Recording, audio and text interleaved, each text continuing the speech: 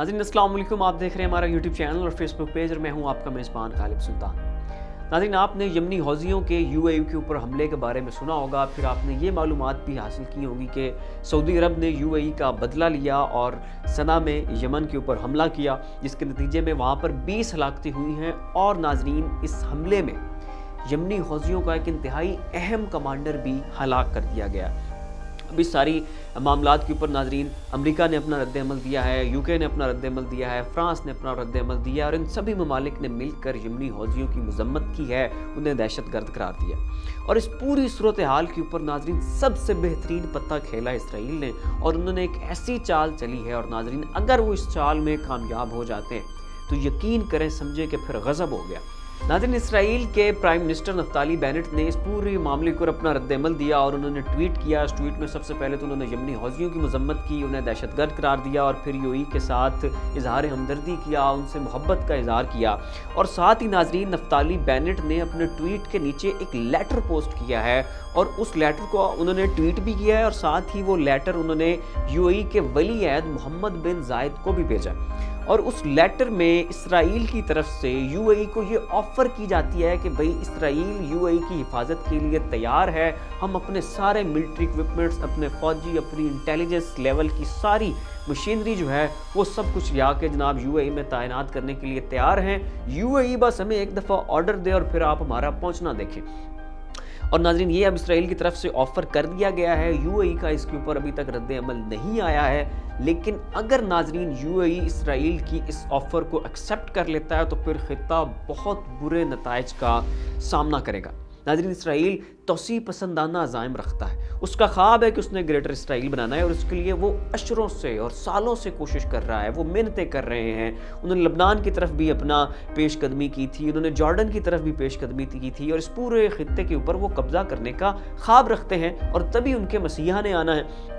और ऐसे तोसी पसंदाना अज़ाइम रखने वाले मुल्क ने जब यूएई में अपनी जड़ें गाड़ लेनी है, जब उसने यहाँ पर अपने पंजे गाड़ लेने हैं और उसने यहाँ पर अपना कब्जा कर लेना है, तो नाज़रीन फिर आप इस बात का अंदाज़ा नहीं कर सकते कि पूरी इस्लामी दुनिया इसराइल के यूएई में आ जाने से कितनी मुतासिर होगी। और इस बात का कल को किसको पता कि एक दफ़ा तो इसराइल यूएई की हिफाजत के नाम पर आए और कल को फिर यूएई के ऊपर ही कब्जा कर ले। और नाज़रीन, इस पूरी कहानी में जो सबसे अहम मामला हुआ है वो ये कि इसराइल ने अपने आप को पाकिस्तान के मुतबादिल के तौर पर पेश किया। ये जितनी भी अरब रियासतें थी, चाहे यूएई था, चाहे सऊदी अरब था, इन्हें जब भी कोई मुश्किल होती थी, इन्हें जब भी किसी बैरूनी ताकत से किसी कोई खदशे का सामना होता था तो ये पाकिस्तान की तरफ रुजू करते थे, ये पाकिस्तान का दरवाज़ा खटखटाते थे, ये पाकिस्तान की फ़ौज से मदद कहते थे। हमें ये कहते थे कि भाई आपकी फ़ौज चाहिए, आपके पायलट्स चाहिए, आपके एयरक्राफ्ट चाहिए। लेकिन अब नाज़रीन, इसराइल ने खुद को पाकिस्तान के मुतबादिल के तौर पर और सब्स्टिट्यूट के तौर पर पेश कर दिया है। जैसे कि मैंने पहले बताया है कि यूएई का इसके ऊपर अभी तक रद्द-ए-अमल नहीं आया, लेकिन नाज़रीन अगर यूएई इजाज़त दे देता है इसराइल को अपनी हिफाजत की और अगर इसराइल वहाँ पर अपने पंजे गाड़ लेता है तो फिर नाज़रीन वहाँ पर इस्लामी दुनिया का और गिरदोपेश में मौजूद इस्लामी ममालिक का क्या हाल होगा और ख़ुद यूएई का क्या हाल होगा, इसके बारे में कुछ नहीं कहा जा सकता। अब नाज़रीन, अगर आप पूरी सूरत हाल का जायज़ा लें एक दफ़ा तो देखिए, जो यमनी हौज़ी हैं उनमें इतनी ताकत नहीं है कि वो सऊदी अरब से जंग कर सकें, उनमें इतनी ताकत नहीं है कि वो यूएई से जंग कर सकें और इतनी ताकत तो बिल्कुल भी नहीं है कि एक साथ वो इन दोनों इतनी बड़ी ताकतों का सामना करे कि जिसके पुश्तपना अमेरिका हो, कि जिसका पुश्तपना इसराइल हो। उन ममालिक से यमनी हौज़ी अपने छोटे मोटे रॉकेट्स बना के मुकाबला करें, इस बात की तो बिल्कुल पॉसिबिलिटी नहीं है। और उन्हें भी इस बात का पता है कि अगर ज़्यादा वो तंग करेंगे यूएई को और सऊदी अरब को तो ये फिर ऐसा जवाब देंगे कि सिर्फ एक हफ्ते के अंदर अंदर यमनी हौज़ियों को सफ़ा हस्ती से मिटा देंगे। और ये बात यमनी हौज़ी बहुत अच्छी तरह से समझते हैं। तो नाज़रीन, जब यमनी हौज़ियों को पता है कि भाई अगर सऊदी अरब और यूएई को टक्कर देनी है तो फिर हमारे पल्ले कख नहीं रहना, तो फिर यमनी हौज़ियों ने इनके ऊपर हमला क्यों करना था। दूसरी तरफ अगर आप सऊदी अरब की तरफ आ जाएं तो सऊदी अरब भी नहीं चाहता कि उनके मुल्क के ऊपर हमले हो और उनका अमन तबाह बर्बाद हो। अब अगर आप यूएई की तरफ आ जाएं तो यूएई नाज़रीन उसको दुनिया का सेफेस्ट कंट्री माना जाता है और दुनिया भर के जो तिजारत करने वाले हैं, सरमायाकारी करने वाले हैं, सैर व सयाहत के जो शौकीन हैं, वो सारे के सारे सऊदी अरब में आते हैं, यहाँ पर अपना पैसा इन्वेस्ट करते हैं, यहाँ पर सरमायाकारी करते हैं, सिर्फ इस बुनियाद के ऊपर क्योंकि जो यूएई है वो दुनिया का सेफेस्ट कंट्री है, पुरान मुल्क है, यहाँ पर उनके के सरमाए को कोई ख़तरा नहीं है, उनका सरमाया डूबेगा नहीं, उनका कारोबार फलता फूलता है, उनकी इकॉनमी फ्लरिश करती है। और इसी बुनियाद पे कि जो यूएई है ये वर्ल्ड सेफेस्ट कंट्री है, दुनिया इनके मुल्क में आती है।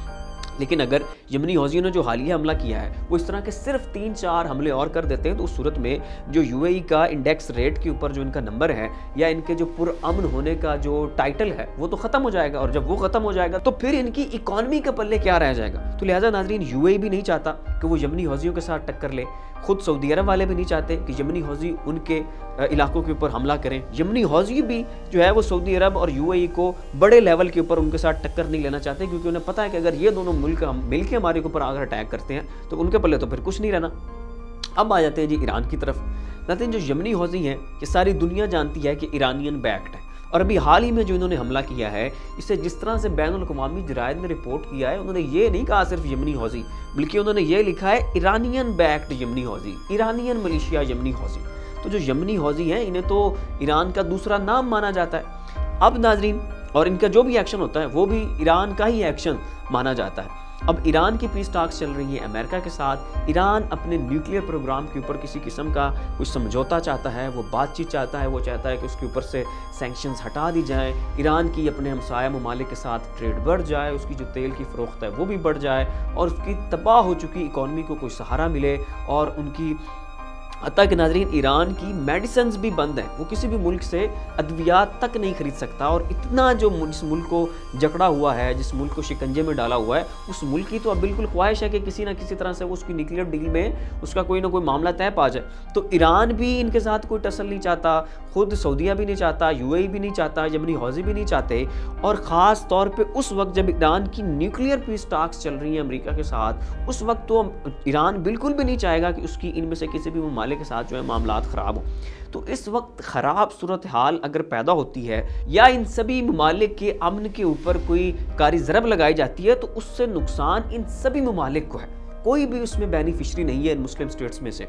लेकिन नाजरीन, अगर कोई एक मुल्क इस पूरी ख़राब सूरत हाल का बेनिफिशरी है, अगर कोई एक मुल्क इस सारी ख़राब सूरत हाल से फ़ायदा उठाने जा रहा है और फ़ायदा उठाएगा, और उसने अल्टीमेटम भी दे दिया है अपने फ़ायदे उठाने का, तो वो वाहिद इसराइल है, वाहिद बेनिफिशरी इसराइल होगा।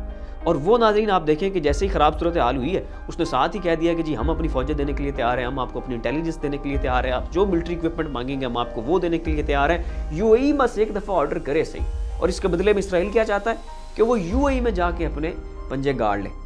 तो नाजरीन, ये कुछ अपडेट्स थी जो हमने आपके सामने रखी। इस पूरी सूरत हाल के ऊपर आप क्या तज़िया रखते हैं उसका इज़हार नीचे कमेंट बॉक्स में ज़रूर करें। अगर आप हमारे चैनल के ऊपर न्यू हैं तो बराए मेहरबानी इस चैनल को सब्सक्राइब करें, वीडियो को लाइक, शेयर और कमेंट देना तो बिल्कुल भी मत भूलिएगा। इसी के साथ अपने मेज़बान गालिब सुल्तान को इजाज़त दीजिए। अपना और अपने अज़ीज़ व क़ारिब का ख्याल रखिएगा। अल्लाह हाफ़िज़।